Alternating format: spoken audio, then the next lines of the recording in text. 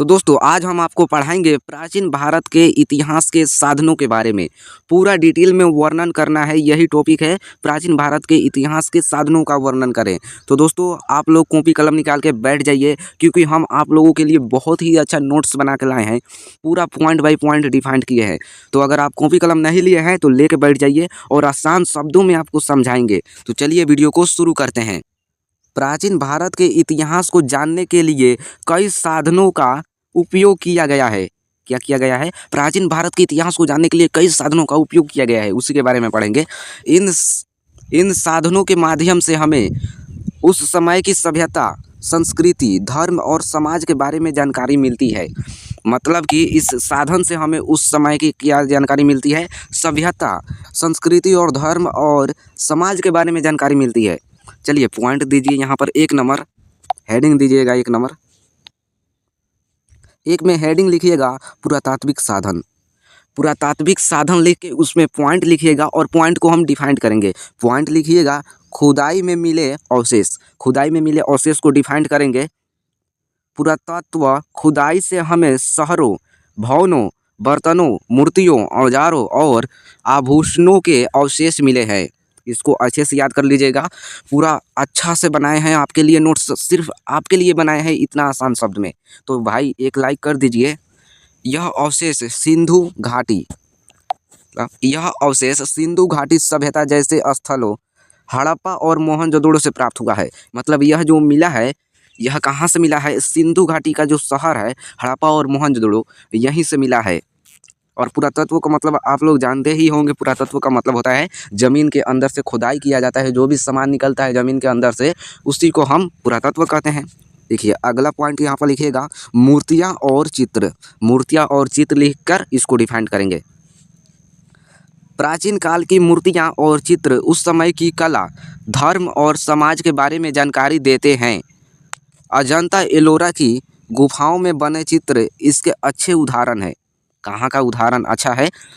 पूछेगा कि कहाँ का उदाहरण है अच्छा मूर्तियाँ और चित्र के, तो आपको आंसर में मिलेगा यहाँ पर अजंता एलोरा की गुफाओं। अगला यहाँ पर लिखिएगा, अगला पॉइंट लिख कर डिफाइन कीजिएगा सिक्के। सिक्के पॉइंट लिखिएगा, फिर लिखिएगा यहाँ पर प्राचीन सिक्कों से उस समय के राजाओं के नाम, शासनकाल और आर्थिक स्थिति के बारे में जानकारी मिलती है। किस कौन कौन जानकारी मिलती है? राजाओं की क्या शासनकाल और आर्थिक स्थिति के बारे में जानकारी मिलती है। राजाओं के नाम भी मिलता है।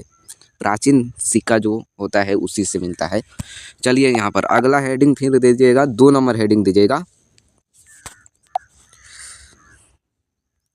2 नंबर हेडिंग में लिखिएगा साहित्य साधन।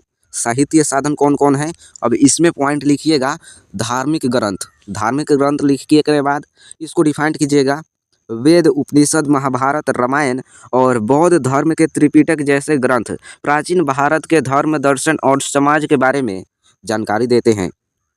अगला यहाँ पर पॉइंट लिखिएगा स्मृतियाँ और पुराण। स्मृतियाँ और पुराण, मनु स्मृति, विष्णु स्मृति और अन्य पुराणों से हमें समाज की रीति रिवाज, कानून और धार्मिक मान्यताओं का पता चलता है। अगला पॉइंट लिखिएगा विदेशी यात्रियों का विवरण। विदेशी यात्रियों के विवरण, यूनानी, चीनी और अन्य विदेशी यात्रियों जैसे मेगास्थनीज, फैयान, हैंगसंग ने भारत यात्रा के दौरान अपने अनुभवों को लिखा, जिससे हमें प्राचीन भारतीय समाज और संस्कृति की जानकारी मिलती है। समझ गए आप लोग? इन्होंने मतलब जो भी विदेशी यात्री आए हैं वह सब ऐसा लिखे हैं कि इससे प्राचीन भारत के बारे में, समाज के बारे में, संस्कृति के बारे में हमें जानकारी मिलता है। यानी कि जब भारत के बारे में लिखे हैं, घूमने आए थे विदेशी यात्री और भारत के बारे में लिखे हैं, वही हम पढ़ते हैं, तो प्राचीन भारत के समाज और कैसे लोग रहते थे पहले, इसी के बारे में जानकारी मिलता है। अगला यहाँ पर पॉइंट लिखिएगा, 3 नंबर पॉइंट लिखिएगा शिलालेख और अभिलेख।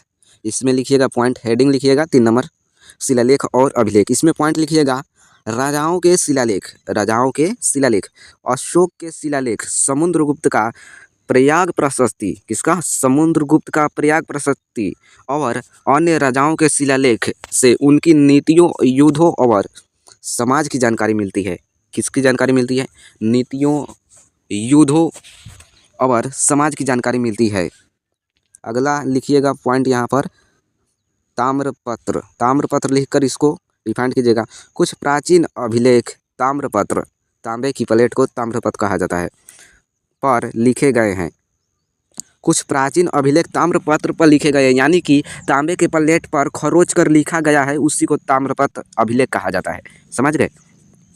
जिनसे हमें जमींदार, प्रशासन और समाज की जानकारी मिलती है। अगला यहाँ पर पॉइंट लिखिएगा स्तंभ लेख।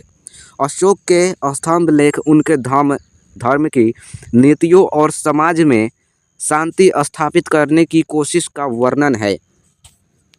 चलिए यहाँ पर अगला यहाँ पर हेडिंग दीजिएगा 4 नंबर विदेशी विवरण। यहाँ पर पॉइंट लिखिएगा यूनानी और चीनी यात्री। इसको डिफाइन करेंगे। मेगास्थनीज जो यूनानी राजदूत ने चंद्रगुप्त मौर्य के शासनकाल का वर्णन किया है। मेगास्थनीज जो था वह कौन था? यूनानी था, राजदूत था और चंद्रगुप्त मौर्य के शासनकाल का वर्णन किया है। इसके बारे में बताया है चंद्रगुप्त मौर्य के बारे में। मेगास्थनीज ने कौन सा पुस्तक लिखा है? इंडिका। आपसे पूछेगा कौन सा पुस्तक लिखा है? इंडिका। मेगास्थनीज ने इंडिका पुस्तक लिखा है। देखिए, समझ गए दोस्तों? उसके बाद लिखिए मौर्य शासनकाल का वर्णन किया है। यहीं पर थे फाइजान और हैंगसंग जैसे चीनी यात्रियों ने गुप्त काल के समाज और बौद्ध धर्म के बारे में बताया है। अगला पॉइंट लिखिएगा अरबी यात्रियों का वर्णन। अरबी यात्रियों का वर्णन। अरब देशों के व्यापारी और यात्री भी भारत आए और उन्होंने यहाँ के समाज, धर्म और व्यापार का वर्णन किया। मतलब कि अरब देश के जो थे व्यापारी और यात्री वह भारत आए और यहाँ के समाज, धर्म, व्यापार के बारे में बताए, लिखे, किताब लिखे उस पर। अगला यहाँ पर हेडिंग दीजिएगा 5 नंबर। 5 नंबर क्या है? वास्तुकला और भवन। इसमें पॉइंट लिखे गए मंदिर और स्तूप। मंदिरों और स्तूपों की वास्तुकला से हमें धार्मिक मान्यताओं और कला विकास के बारे में जानकारी मिलती है, जैसे कि सांची का स्तूप और खजुराहो के मंदिर। अगला यहाँ पर लिखेंगे अगला पॉइंट लिखिएगा किले और महल। प्राचीन काल के किलों और महलों से उस समय की सुरक्षा व्यवस्था और राजसी जीवन के बारे में जानकारी मिलती है। अगला यहाँ पर 6 नंबर हेडिंग लिखिएगा सिक्के। 6 नंबर हेडिंग लिखिएगा सिक्के, क्वाइन। धातु के सिक्के। पॉइंट लिखिएगा, डिफाइन कीजिएगा इसको। सब लोग कॉपी पर लिखिएगा, सब दोस्त कॉपी पर लिखिए और अच्छे से पढ़िए, मन लगा के पढ़िए। पढ़ाई ही सब कुछ है, पढ़ाई हर इंसान के लिए ज़रूरी है। चलिए यहाँ पर डिफाइन कीजिएगा प्राचीन भारत के राजा अपने नाम और चित्र वाले सिक्के बनाते थे। अपने नाम और चित्र वाले सिक्के बनाते थे। समझ गए? इन सिक्कों से राजा की आर्थिक स्थिति, साम्राज्य की सीमा और व्यापारिक संबंधों का पता चलता है। दोस्तों, आपको समझ में आ रहा है तो वीडियो को लाइक कीजिए और अपने दोस्तों के पास शेयर कीजिए और कमेंट में बताइए आपको समझ में आ रहा है या फिर नहीं। एक प्यारा सा कमेंट जरूर कीजिए दोस्तों। अगला यहाँ पर लिखिएगा पॉइंट सिक्कों पर लिखित भाषा। सिक्कों पर संस्कृत, प्राकृतिक और अन्य भाषाओं में लिखी जानकारी उस समय के समाज, भाषा और संस्कृति का परिचय देती है। समझ गए? संस्कृत, प्राकृतिक और अन्य भाषाओं में लिखा गया है और किसकी जानकारी देती है? वहाँ के समाज, भाषा और संस्कृति के बारे में हमें जानकारी मिलता है। चलिए अगला यहाँ पर हेडिंग लिखेंगे, लास्ट हेडिंग बचा हुआ है आधिकारिक दस्तावेज और समझौते। आधिकारिक दस्तावेज और समझौते। विभिन्न राजा और साम्राज्य अपनी प्रजा के लिए नियम और समझौते बनाते थे। दस्तावेज उस समय के राजनीतिक और प्रशासनिक व्यवस्था की जानकारी देते हैं। निष्कर्ष इसका लिखिएगा दोस्तों। ये जो हम आपको पूरा डिटेल में पढ़ा रहे हैं ना, यूपीएससी लेवल का पढ़ा रहे हैं आपको, तो भाई इतना मेहनत कर रहे हैं तो लाइक कर दीजिए दोस्तों। अपने दोस्तों के पास शेयर कीजिए, लाइक कीजिए, कमेंट कीजिए, ताकि हमें पता चले हम इतना मेहनत कर रहे हैं, हमारा मेहनत नाजायज़ नहीं जा रहा है। अगर आप लोग नहीं पढ़ेंगे, नहीं लिखेंगे तो हमारा मेहनत करने का क्या फ़ायदा। तो इसलिए दोस्तों पढ़िए, लिखिए। इसको याद नहीं होता है कॉपी पर लिखिए, याद कीजिए। इतना अच्छा आपके लिए नोट्स बना के लाए हैं। तो देखिए निष्कर्ष में लिखेंगे, प्राचीन भारत के इतिहास को समझने के लिए सभी साधनों का अध्ययन महत्वपूर्ण है। मतलब प्राचीन भारत के अगर आपको इतिहास समझना है ना, तो सभी साधन का आपको पढ़ना होगा, तभी आप समझ पाएंगे।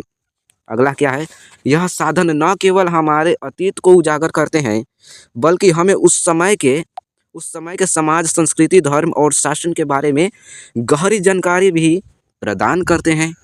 इस तरह यह साधन हमें हमारी संस्कृति और ऐतिहासिक धरोहर से जुड़ते हैं।